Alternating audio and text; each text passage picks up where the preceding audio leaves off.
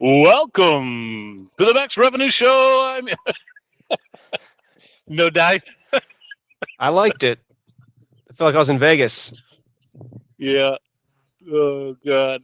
I have a little. There's this part of me that has. What's the name of that guy? Bruce, whatever. That does the. Let's get ready to rumble. Yeah. Yeah. Chicago Bulls, So baby. yeah. What's his name? I want to say it's not Bruce Jenner. It's Bruce Buffer. Anyways, Max Revenue Show. I'm your host, Trey Shields, the big, ugly, bald headed ogre, here with the Zen Master of Commercial Insurance, Micah Salas. What's And up? in today's episode, we're going to talk about. Uh, it's kind of hard to lay it out. I guess I'm just, like what we're going to title it or whatever. But I'm going to give you basically some correspondence that I had with somebody over email, and then just kind of, we've got a few takes on it. Hopefully, will help you out. How I choose to title it or frame it or whatever, yet to be determined. But so I got an email the other day, and it was, I'm paraphrasing here, but it's basically like, hey, here's what's going on. I've got a prospect. We're down to the 30-day window here. They are constantly getting last minute renewals. They are not with the best carrier. They've got this exclusion, that exclusion. It doesn't seem like it's a big deal to the business owner. How do I basically turn the knife? How do I get them to see it? And I kind of immediately, my first thought is, well, if you set the table with due diligence correctly, it would have, you kind of already would have broached these topics, and it's not something that you would be finding out 30 days before renewal. So I'm not quite sure how the whole setup went with this guy, um, but I think it was pretty clear that the guy, the business owner, didn't care. And I don't know about you, Micah, but it's hard to make a business owner care if they just don't give a shit. And early in my career, there would be all these different situations where, like, you go get policies and you come in and you're flagging it, like, hey man, you got this exclusion, like that's a really big deal, or hey, you got that, or hey, you're getting your renewal the day before, and a lot of times they just don't give a damn, and we think that it's our job to, like, convince them that this is such a big deal, and frankly, it's just not a big deal to them. And so I don't know if I set that up right, but I'll turn it over to you, and let's talk about basically what to do when you see that you can do X, Y, and Z and really help them, but the business owner just doesn't see it. They don't see the forest for the trees or whatever. So I'm turning it over to you. Thanks, man. Yeah, I think this is something we all struggle with because any salesperson, but especially insurance agents, when you're selling an intangible product, like and especially me, I was trained at a company that was heavy, like, co-insurance at 90%, versus 80%. That 10% difference is huge. And maybe it is, right? If you have a claim. Or key and lock replacement is only at 20,000, should be at 100,000, Okay, lock and key replacement. Good luck trying to sell your policy at $20,000 more over lock and key, key and lock replacement, whatever. Here's the thing: is like, just because it's a big deal to us doesn't mean it's a big deal to them. And that's one of the hardest things for any agent, especially a newer agent, to get the hold of. And it doesn't mean you're wrong in thinking it's a big deal and having that core belief, but risk and risk tolerance is a personal thing. So many insurance agents get tripped up on the fact, like this guy, or like you were talking about, Trey, like they get so tripped up, like, this guy can't see where I'm coming from. They don't know how big of an issue this could put them out of business. Yes, maybe that could, but maybe they don't give a damn. Like maybe they have other priorities. Maybe they would rather spend the 20,000 it costs to buy that pollution policy on something else, right? And you, as an insurance agent, this is where I come to this is why I wanted to become an insurance agent, first of all, an independent agent, and why I left the captive side is I wanted to truly work for the client. And I wanted to be able to be like, hey, here's all the options.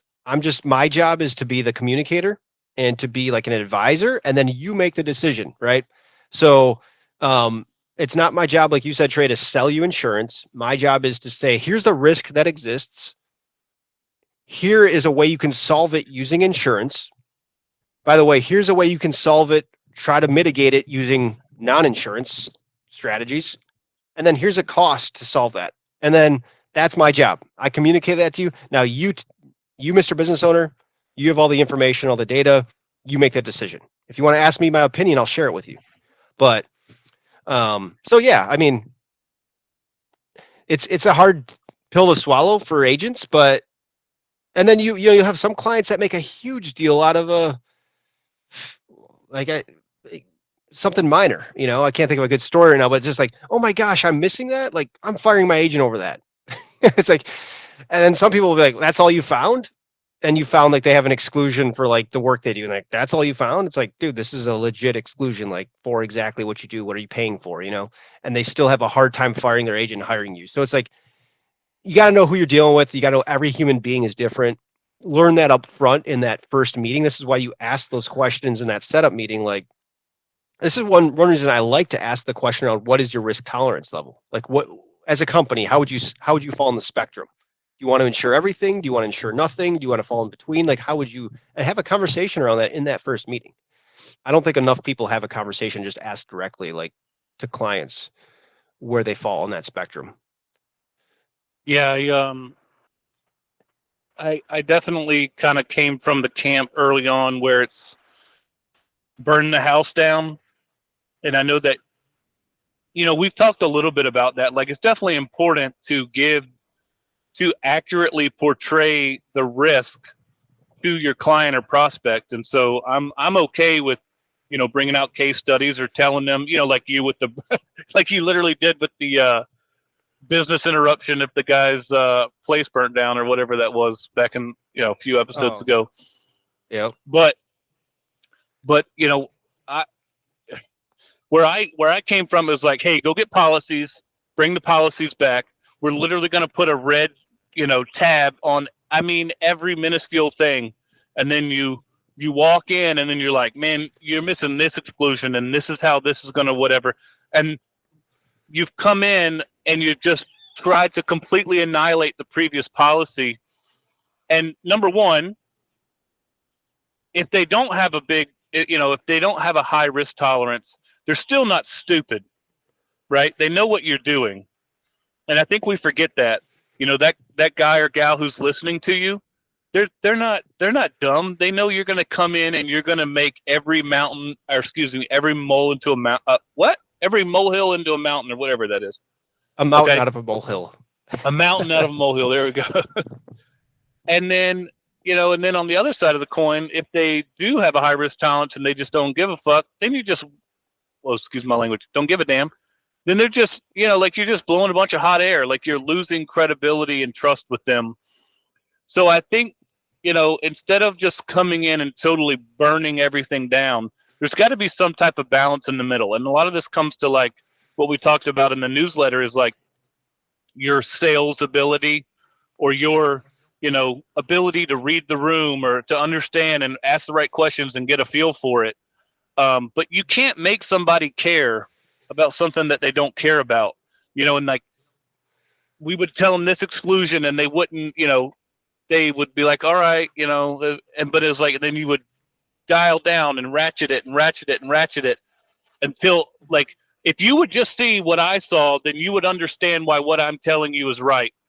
And it's not your job to convince them, right? It's just you predict or you lay out the situation and then they get to decide because it's their business. Absolutely, man. And I think you gain more credibility. I literally say this to almost everyone I do their review or due diligence for is I'm not going to come back here, Trey, and make a mountain out of molehill. That's not my job. I'm not going to list everything that's wrong with your policy. I'm going to come back here and tell you the things that I think can put you out of business or that I think are worth noting. But again, I'm not going to come and twist your arm and say they're big deals. I'm just going to bring them up to you. So I always like lead with that because I think there is a lot of agents that have done policy audits and they come back and every little thing is they think the more the better. And I think sometimes the less the better, right? And then you can actually have a real conversation around the points you bring up versus just listing and talking about why it's such a big deal, you know. Yep. I think also it's interesting, you know, a couple things that I jotted down is like principle, right? So sometimes it's like the principle of things like, hey, this coverage wasn't missing and it's not even a big deal, but it's the principle or the fact that they just missed it and learning how to sell to that somehow. You know what I mean? I remember sometimes at my old employer, they would say, oh, they had the named insured spelled incorrectly, right? Or was missing a comma. And you'd have people that would bring that up. Now, that's such a minor thing, but if this is where the principal piece comes in, if you can work that into your presentation in a way that doesn't come across of like, these are all the things that are wrong. You can work it in a way of more like, hey, to me, this is just sloppy work. You know, there's some red flags here, like your named insureds are incorrect. This little coverage should be included. There's no extra cost. And yeah, would it put you out of business? No. But it's kind of the principle. You're paying your agent 25 grand a year. And it's like, if they're missing this stuff, it just raises some red flags. That's all I would say. I wouldn't just, you know, and then you don't have to throw tons of darts at their agent, but just the little things like that you work into the presentation can really go a long way. The other thing is, this is why I like the one pager, the $1 million one pager. You named that the $1 million one pager, but $1 million it's like one sheeter. one sheeter, yeah. One hitter. Yeah. So, anyways, the $1 million one sheeter is the same. It's like it allows you to not come across, especially the prospects who don't maybe care as much as you think they do, as like just some guy out there trying to like make a mountain out of a molehill. You're like really trying to talk about things that matter to them, and it can keep you on pace for doing that. And last thing I'll say about this also is that premium. If you got guys who just don't care about coverage or you don't think they do, this is where the premium and the benchmarking.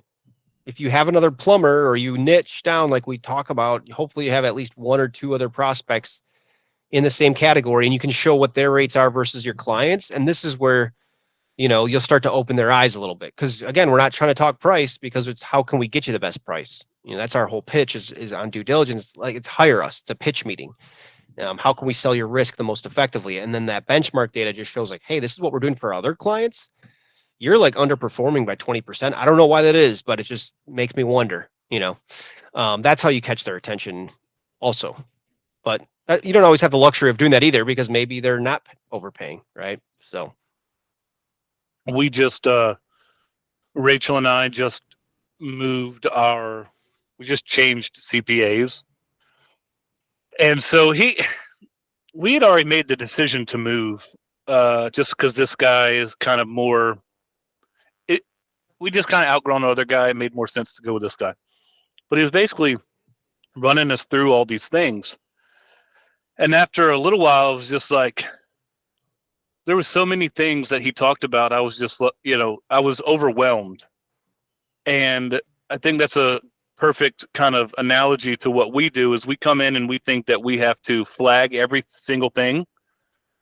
And a lot of times you will lose someone's interest or at least buy-in because you literally are going over everything.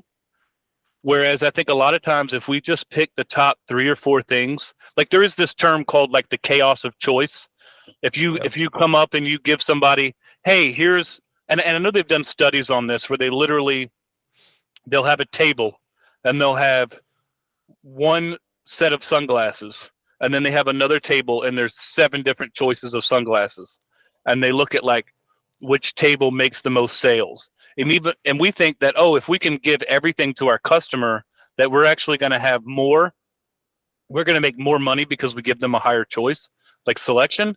When in reality, it was the sunglass table with like one set of sunglasses. You just come up, do I need sunglasses? Yes. So you buy the damn sunglasses.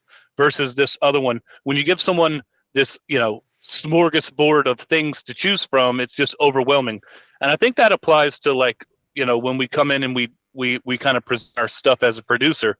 When we come in and we've got 12 talking points, we're going to do this and we're going to do that, and you should change this and you should change that. Number one, most of it's talking over their head and they can't remember all of it. But secondly, at the end of it, it's there's so much where we put so much change and chaos of choice on their plate, it can seem overwhelming. And to us, it's like, oh, we've built this mountain of evidence. Surely they can see why they should move. When reality, to them, it's just like the rats are running upstairs and they're like, oh my God, like I don't like they're just it's too much.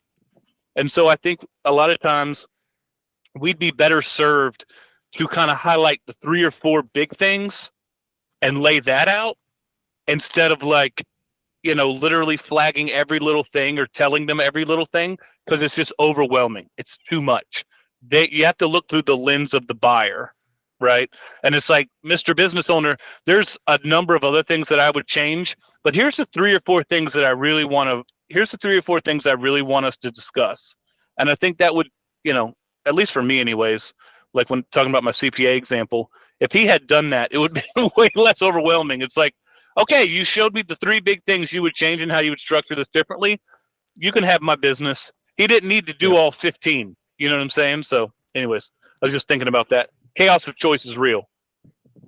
Yeah, and it's the whole back to is it Jim Rohn, like if you have more than 3 priorities and you have none, kind of mentality. It's like when you go in there trying to pitch a business, even if we're talking strategy, like long-term strategy, short-term strategy, like if you go in there with 20 strategies, that's insane. This is why, like, I think when you start talking about resources, and if you work at a bigger agency and you're listening, I know I got caught up in this sometimes. It's like every resource out there we would list.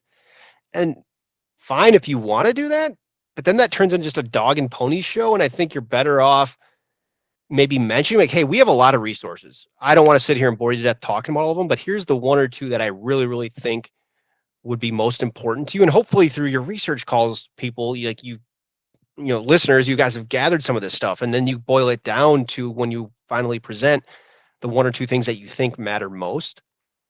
And even your strategy, like when I would do this a lot too, like I'll lay out a quarterly action, kind of a service calendar, you could call it, but a quarterly service calendar.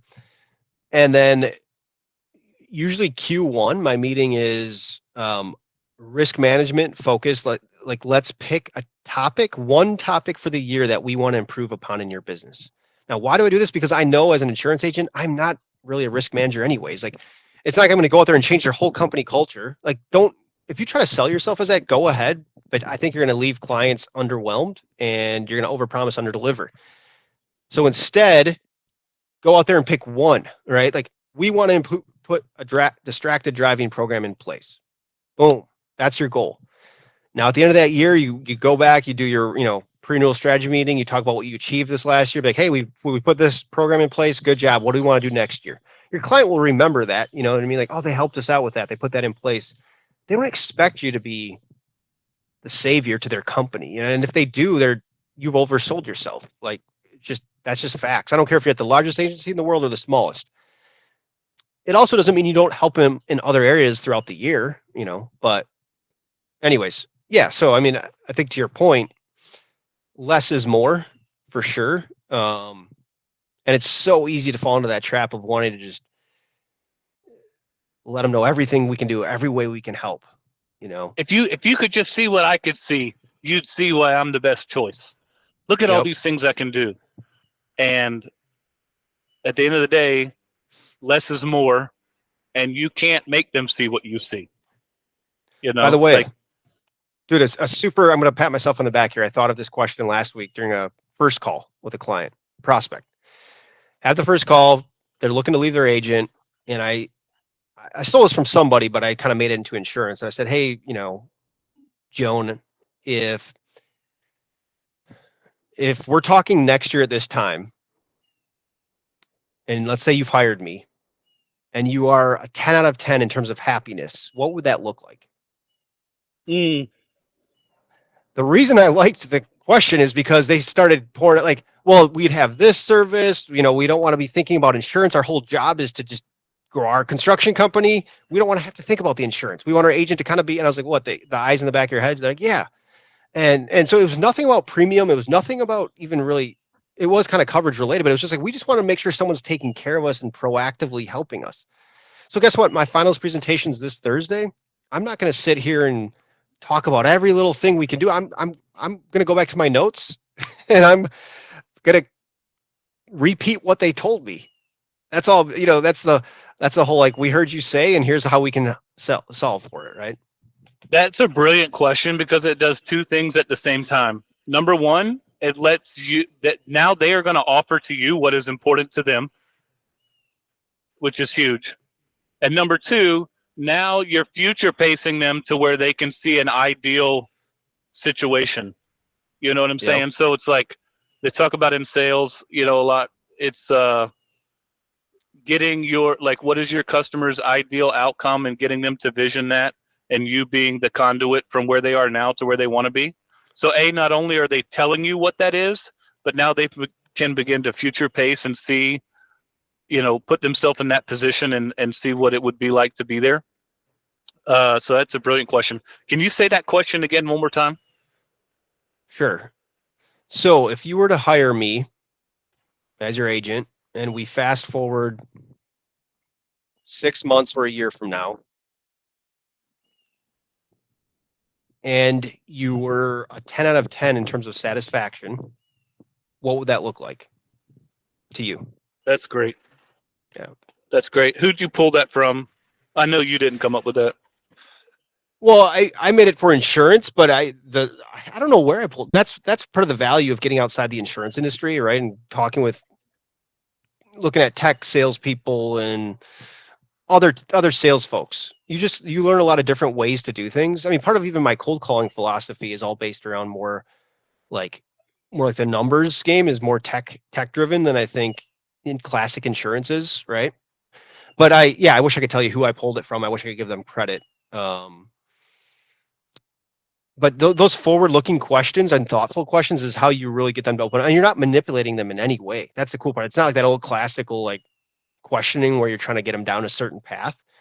It's an open-ended question, but it also is a thoughtful question. You know, it's not just a stupid question. Like, what keeps you up at night? Not saying that's stupid necessarily, but the whole what keeps you up at night is a little bit played out. Um, Yeah, I so think when yeah, people, shameless plug here, but I think when people see the producer playbook or they hear us talk about due diligence, I think they automatically like, oh, well, they're just talking about a policy audit. I know how to do that.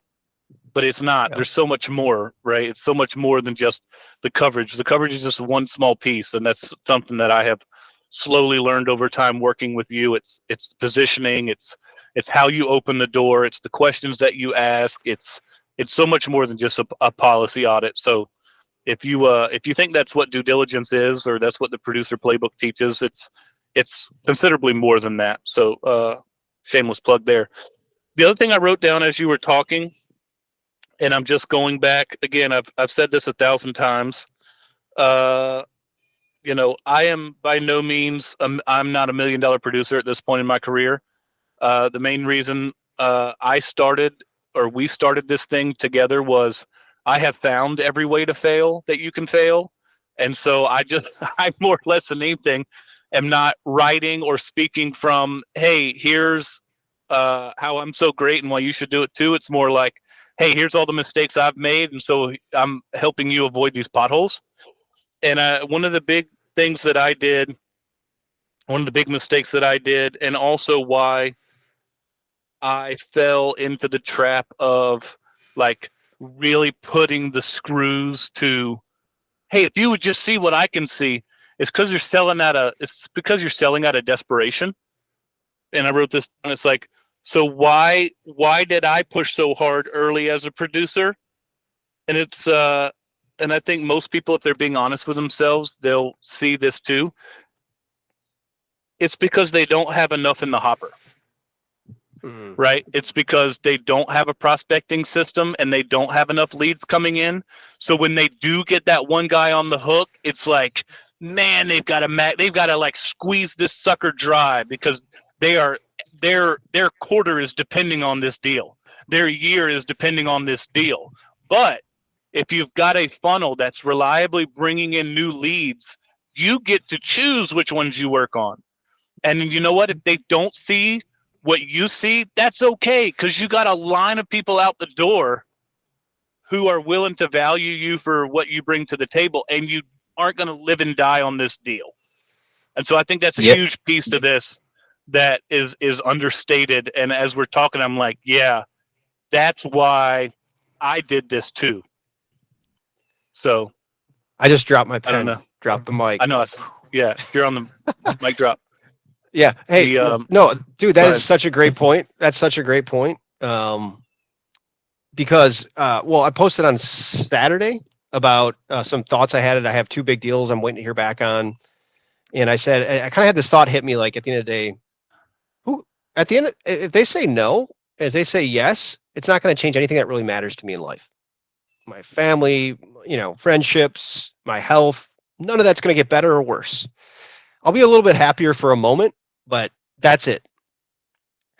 And if you notice in that post, I put, one or two deals, right? Shouldn't ever dictate things. And I was thinking about it afterwards. I'm like, the reason you can get to that point where it doesn't matter and you're not is because you're not desperate, right? Like, I get you have to feed your family, but if one or two, your whole year is depending on one deal, and that, yeah, of course you're going to be stressed because your family could be impacted, right? Like, you might not be able to feed your kid, right? But you put yourself in that position. And the reason, so for me personally, I've already, my numbers this year are fine, right? So like if I get this one or two deals, it would be awesome, but I don't need them. Uh, Now, and I still think long term, yeah, it would help me get to my number long term. I'm still chipping away at that. But again, these one and two say no. I have other things in my hopper. I have other things that I think will hit this month anyways. They won't even add up to half of that big deal, but that's fine because I know every month I'm going to have these one or two. So the main thing is, to your point, diversity of size of prospect is really huge, um, and not getting so wrapped up in that one big monster elephant. You put all your hopes into that, and then also just like you said, having an active funnel, right? If you're always out there building your pipeline, then you can sleep a lot easier at night and not be as Yeah, desperate trying to make mountains out of molehills because that's kind of a byproduct of the desperation. Really, is what it is. you can lead a horse to water, but you can't make him drink. And you know what? If the sumbitch don't want to drink, if you've got other, if you've got plenty other horses in your stable, some of them are going to drink, and you don't need this one to drink. So I don't know. Maybe that'll be the title of the podcast: How Business Owners Are Like Horses. What, asses? Yeah, asses. There you go. Oh Yeah. God. Um, no, I think that's good. I think we surrounded it pretty good. Yeah, Anything I else you do want to too. add? No, nothing really. I mean, I think, yeah, hopefully if you're listening, go buy the producer playbook if you want to. We get into a lot of this stuff in more detail. Um, we also have a mastermind kind of thing. I don't even call it a mastermind, a group, right? For people who purchase it, and it's like a text thread, right? We all kind of shoot ideas to each other. That's been really helpful to the people in it. So, but yeah, beyond that, just thank you guys again for listening. We're enjoying doing this, and just understand that your business owners don't care as much as you might care, and you got to care about what they care about. Oh, also, if you're not subscribed to the Max Revenue Letter, please go do that. maxrevenueletter.beehive.com. And Micah is also doing some cool stuff on YouTube. Diary of a New Producer. Every week, he is basically putting an update in there. They have hired a new, very green producer who's going by the name Ian Cognito, and Ian, Micah's putting up updates every week as he helps Ian get started. And I mean, I'm doing it 5 years and I enjoy watching it, right? Because it's just the fundamentals. Here's what you need to be doing. Here's what you need to be focusing on. Here's how you lay the foundation. Speaking of foundation, if you missed this week's newsletter, it's Revenue's Hierarchy of Producer Needs. I don't know if you read it or not, but I don't know. It makes sense in my head, so I don't know. Maybe it'll resonate with other people. There are, just like Maslow's hierarchy of needs, there are levels that you must progress through. And the lower the level, the more important it is, right? And the first one being sales and prospecting.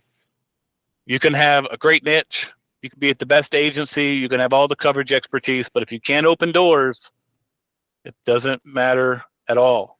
Unless, Daddy bequeathed you his book of business. But that's for another day. So sales and prospecting must come first.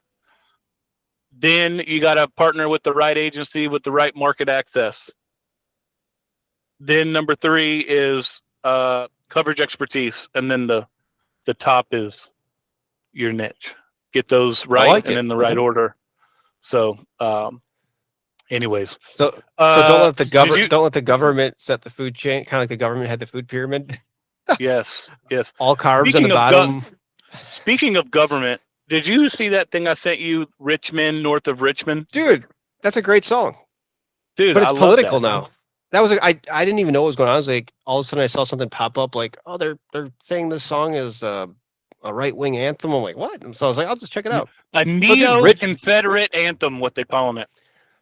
Okay. Well, Richmond, north of Richmond. I mean, how cool is it? I wish I would have thought of that line. First of all, like that's the cool line. But the lyrics, dude, it's like, hey, the working man, and I kind of related it to insurance a little bit even. It's like the working producer, you're grinding out here and you got Daddy, the big agency or whatever, like the guys at the top are doing awesome, handing each other business, seeding business, and you're out here grinding.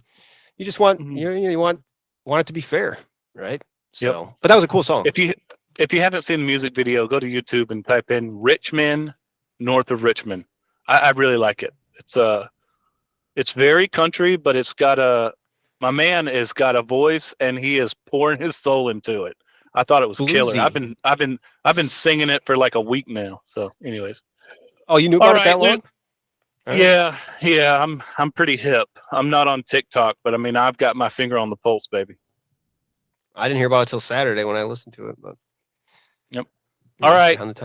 We got. Well, let's let people go. We go make some calls. Yep. Go make a ruckus. Give them hell. Adios. Adios.